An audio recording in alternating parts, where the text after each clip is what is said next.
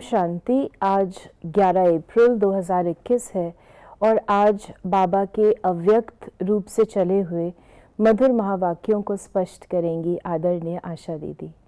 आज की revise course की डेट है 10 दिसंबर 1987। मुरली की हेडलाइन है तन, मन, धन और संबंध का श्रेष्ठ सौदा। आज सर्व खजानों के सागर रत्नागर बाप अपने बच्चों को देख मुस्कुरा रहे हैं कि सर्व खजानों के रत्नागर बाप के सौदागर बच्चे अर्थात सौदा करने वाले कौन हैं और किससे सौदा करते हैं और सौदा कितना बड़ा किया है। तो बाबा ने कहा दुनिया वाले जिन आत्माओं को ना उम्मीद, अति गरीब समझ, असंभव समझ किनारे कर दिया कि ये कन्याएं माताएं परमात्म प्राप्ति के क्या अधिकारी बनेंगे, लेकिन बाप ने पहले माताओं कन्याओं को ही इतना बड़े ते बड़ा सौदा करने वाली श्रेष्ठ आसामी बना दिया। ज्ञान का कलश पहले माताओं कन्याओं के ऊपर रखा। तो इस प्रकार बाबा ने मम्मा को भी याद किया करके जो एक नई संस्कृति की पुनर्स्थापना की। एक समय था जब माताओं बहनों को बहुत सम्मान था, लेकिन जब बाबा का अवतरण होता है उस समय समाज में माताओं कन्याओं की बहुत दुर्दशा होती है। उनको एक वस्तु के रूप से माना जाता है और संपत्ति के उसमें उसकी गिनती की जाती है। पुरुष के अधीन रहना है। बचपन में माता पिता, शादी के बाद पति और पति के बाद तो फिर उसकी जिंदगी खत्म ही हो जाती है। उसको अपशकुन मानते हैं। जैसे संसार उनको रिजेक्ट करता है और उनको सेकंड ग्रेड यानी ह्यूमन बीइंग, वो भी ह्यूमन बीइंग नहीं है, सेकंड ग्रेड मानता है। तो बाबा आकर के अपने वे बच्चे जो कमज़ोर हैं, पहले कमज़ोर जिनको माना गया है, जिनको रिजेक्ट किया गया है, बाबा की जो कहें कार्य की विलक्षणता है वो यही है कि रिजेक्टेड माल से बाबा इतनी बड़ी नई दुनिया की कंस्ट्रक्शन का काम करता है। जिसको लोगों ने कहा ये नर्क का द्वार है, शिव बाबा ने उनको स्वर्ग का द्वार बनाया। तो कितना महान अंतर है। तो बाबा कहते पहले पहले आकर के मैं ये कार्य करता हूँ। और माताएं बहनें भी, चूँकि वो स्वभाव से बहुत ज़्यादा पहले से ही दबी हुई थी, कोई प्रकार की स्वतंत्रता नहीं थी, अपनी कदर नहीं थी। तो जब बाबा आके उनके सम्मान को जगाते हैं और उन्हें एक जिम्मेवारी देते हैं तो वे माताएं बहनें उस जिम्मेवारी को बहुत अच्छा निभाती हैं। इसीलिए बाबा ने इस ईश्वरीय विश्वविद्यालय का नाम रखा प्रजापिता ब्रह्मा कुमारी ईश्वरीय विश्वविद्यालय। जितनी भी देश की नदियां हैं, नाम उनके माताओं बहनों पर है। पतित पावनी उन्हें कहते हैं। किसी पर्वत को तो पतित पावन नहीं कहते, किसी सरोवर को पतित पावन नहीं कहते, नदियों को कहते हैं। वो ज्ञान नदियाँ, वो सिंबॉलिक है। ऐसे ही आप देखेंगे मदर टंग कहते हैं, मदर लैंड कहते हैं, मदर कंट्री कहते हैं। कोई फादर टंग नहीं बोलता, मदर टंग। तो माताओं बहनों का वो सम्मान रहा है, लेकिन पुरुष वर्ग ने द्वापर युग से इनको बहुत सताया है, और अब जब इनके अंदर बाबा ने सोमान जागृत किया, इन्होंने उसको प्यार से एक्सेप्ट किया। तो बाबा ने एग्जाम्पल दिया मम्मा का कि जो गरीब कुमारी से जगत अम्बा सो धन देवी लक्ष्मी बना दिया, जो आज दिन तक भी भल कितने भी मल्टी मिलियनेयर हो, लेकिन लक्ष्मी से धन जरूर मांगेंगे, पूजा जरूर करेंगे। तो एक जन्म का सौदा करने से अनेक जन्म सदा माला माल भरपूर हो जाते हैं। ये मम्मा हमारी जो कि कुमारी थी, उसकी अगर जीवन कहानी हम देखें तो बहुत धनाढ्य परिवार के थे। बिजनेस लॉसेस के कारण बहुत सिंपल उसमें आ गए, और फिर जब मम्मा आई है बाबा के पास तो कुछ भी नहीं तो लेके आई। लोग कहते हैं लोग कुछ लाते हैं तो इनका सम्मान होता, कुछ भी तो नहीं लेके आई। तो वो मातेश्वरी सरस्वती अपने ज्ञान धन को जो बाबा से लिया, खूब दान किया उसने। तो ज्ञान धन जो दान किया एक जन्म में, बाबा कहते हैं आज मल्टी मिलियनेयर्स भी उससे धन मांगते हैं कि धन की देवी लक्ष्मी बन जाती। तो बाबा ने कहा कि एक ही बेहद का बाप है जो धन का भी सौदा करते हैं, मन का भी सौदा करते हैं, तन का भी, और सदा श्रेष्ठ संबंध का भी सौदा करते हैं। ऐसा दाता कोई देखा? तन सदा तंदुरुस्त रहेगा, मन सदा खुश, धन के भंडार भरपूर, और संबंध में निस्वार्थ स्नेह और गारंटी है। बाबा कहते इससे सस्ता सौदा तो और कोई हो ही नहीं सकता ना। और भाग्यशाली हैं हम बहनें माताएं जो ये सौदा कर लेती हैं बाबा के साथ, और इतना अकीचार प्राप्त कर लेते हैं रिटर्न में। तो बाबा ने कहा कि और तो 5-10 साल की गारंटी होगी, लेकिन ये अनेक जन्मों की गारंटी है। चाहे प्रजा की प्रजा भी बने, लेकिन उनको भी लास्ट जन्म तक अर्थात त्रेता के अंत तक भी ये चारों ही बातें प्राप्त होंगी। तो बाबा पूछ रहे हैं पक्का सौदा किया है या कच्चा? परमात्मा से कितना सस्ता सौदा किया है? क्या दिया? कोई काम की चीज दी? फिर बाबा फॉरेनर्स को एड्रेस करते हुए, और हम सभी बच्चों को भी कहते हैं कि फॉरेनर्स बाप दादा के पास सदैव दिल बनाकर भेजते हैं, पत्र में भी। ये जो बाबा ने कहा तुमने क्या दिया, कोई काम की चीज दी?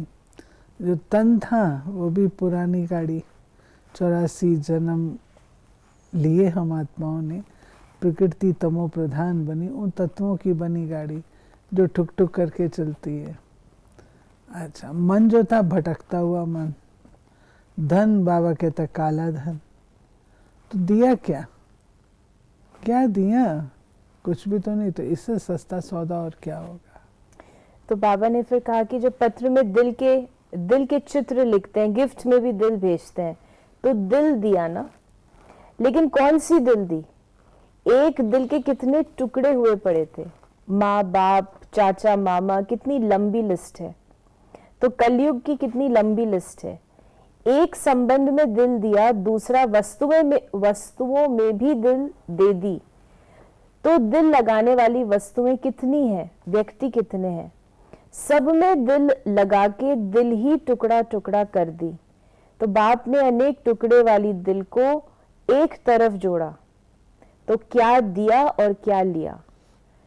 फिर बाबा ने सौदा बताया। क्योंकि विदेशी जो है वो हार्ट को बहुत महत्व देते हैं, तो विदेशियों को कह रहे हैं बाबा अच्छा ठीक है तुमने दिल दिया अपना, लेकिन तुम्हारा दिल कैसा था? टुकड़े हुए पड़े थे, 1000 टुकड़े। कोई माता के पिता, बंधु, सखा, वहाँ तो फ्रेंड्स बहुत होती हैं, तो इसलिए उन पे दिल गए हुए थे। तो बाबा कहते टुकड़े टुकड़े वाली दिल तो तुमने दी मेरे को, और रिटर्न में तुमको क्या मिला?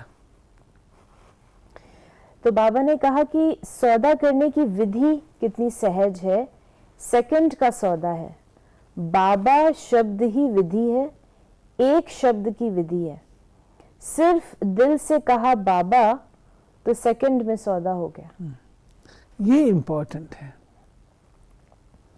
जो सौदा करने की विधि है वह दिल से कहो मेरा बाबा, मेरा बाबा। दिल से कहते हैं तो बाबा स्वीकार करता है, और अगर दिल से नहीं है, औपचारिक रूप से कहते हैं, तो बाबा भी औपचारिक उसका अनुभव दे देता है। फिर बाबा ने कहा कि बेगर टू प्रिंस, जो शुरू में साइन क्या करते थे, बेगर टू प्रिंस, और अभी भी बादशाह और भविष्य में भी बादशाह। इस प्रकार धन के लिए भी बाबा ने, अभी भी बादशाह माना बेताज बादशाह है, बेफिक्र बादशाह है, और भविष्य में भी बादशाह। फिर बाबा ने 2 प्रकार की जो मालाएं पूजी जाती हैं उनके बारे में भी बताया कि जैसे आजकल की विनाशकारी आत्माएं कहती हैं कि विनाश की इतनी सामग्री तैयार की है, जो ऐसी कई दुनियाएं विनाश हो सकती हैं। बाप भी कहते हैं बाप के पास भी इतना खजाना है जो सारे विश्व की आत्माएं आप जैसे समझदार बन सौदा कर लें तो भी अखुट है। इतना अथा खजाना है, लेकिन लेने वालों में नंबर हो जाता है। खुले दिल से सौदा करने वाले हिम्मतवान थोड़े ही निकलते हैं, इसलिए 2 प्रकार की माला पूजी जाती है। कहाँ अष्ट रतन और कहाँ 16,000 का लास्ट। कितना अंतर है। तो सौदा करने की विधि एक जैसी, देने वाला दाता भी एक जैसा, लेकिन बाबा ने डिफरेंस बता दिया। बाबा कहते हैं कि ये क्यों अंतर होता है। अंतर इसीलिए होता है कि जो विधि है उसमें अंतर। बाबा कहाँ पूरी विधि है और उसको ही अपना संसार माना, और दूसरे जो है बाबा के साथ कुछ और भी करते हैं, तो उसका नंबर 2 हो जाता है। और साथ ही बाबा ने हमें नंबर 1 मनन शक्ति के बारे में भी बताया कि नंबर 1 सौदागर खजाने को स्व के प्रति मनन करने से कार्य में लगाते, उसी अनुभव की अथॉरिटी से अनुभवी बन दूसरों को बांटते। कार्य में लगाना अर्थात खजाने को बढ़ाना। एक है सिर्फ वर्णन करने वाले, दूसरे हैं मनन करने वाले। तो नंबर 1 अर्थात मनन शक्ति से खजाने के अनुभवी बनाने वाले, अर्थात दूसरे को भी धनवान बनाने वाले। इसलिए उनका खजाना सदा बढ़ता जाता है और समय प्रमाण स्वयं प्रति और दूसरों के प्रति कार्य में लगाने से सफलता स्वरूप सदा रहते हैं। तो इस प्रकार बाबा ने मनन की और भी विशेषताएं बताई कि मनन शक्ति अर्थात धन को बढ़ाना, मनन शक्ति का महत्व बहुत है। मनन शक्ति से हमारा जो मन है वो शक्तिशाली बनता है, क्योंकि मनन एक होता है मंथन। मंथन है आप ऊपर से ज्ञान की पॉइंट्स निकाल ली, ब्राह्मणों के सोमान निकाल लिए, नहीं ये निकाल ली, ये है मंथन। मनन क्या है? मनन है कोई एक लेकर के उसकी गहराई में चले आना और उसके अनुभव में आ जाना, स्वरूप बन जाना, वो है मनन।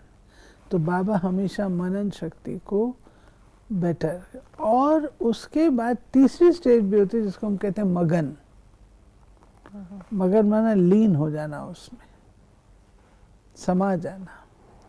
तो बाबा इसलिए मनन शक्ति को बहुत महत्व देता है। आज का वरदान है, संगम युग पर हर कर्म कला के रूप में करने वाले 16 कला संपन्न भव। संगम युग विशेष कर्म रूपी कला दिखाने का युग है। जिनका हर कर्म कला के रूप में होता है, उनके हर कर्म का व गुणों का गायन होता है।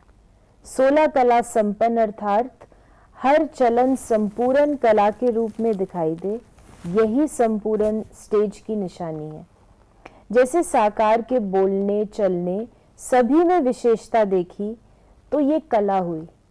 उठने बैठने की कला, देखने की कला, चलने की कला थी, सभी में न्यारापन और विशेषता थी। तो ऐसे फॉलो फादर कर 16 कला संपन्न बनो। हर एक की विशेषताओं को देखते रहो, गुणग्राही रखो, सकारात्मक बुद्धि रखो, तो पिकअप करते रहो और उसको यूज में लाओ। एक्चुअली बात है, अगर आप किसी का कुछ अच्छा देख भी लेते हैं तो उससे फ़र्क नहीं पड़ता है, जब तक आपने उसको यूज़ करके अपना नहीं बनाया। वो कला तब बनती है, कोई भी गुण कला तब बनता है, शक्ति तब बनती है जब आप उसका उपयोग करते हैं। गुण में एक्सपर्टीज लेना कला है, और गुण को प्रैक्टिकल में अप्लाई करना वो शक्ति है। वो बाबा हम बच्चों को कहते हैं। आज का स्लोगन है, पावरफुल वह है जो फौरन परख कर फैसला कर दे। ये तो स्वाभाविक है, delay of justice is injustice. आपको पता है ये है तो फैसला करें, तभी पावरफुल। तो ये थे बाबा के आज के महावाक्यों का स्पष्टीकरण। यदि आपके मन में भी कोई सवाल है तो आप उसे व्हाट्सएप करें 8826599309 पर। ओम शांति।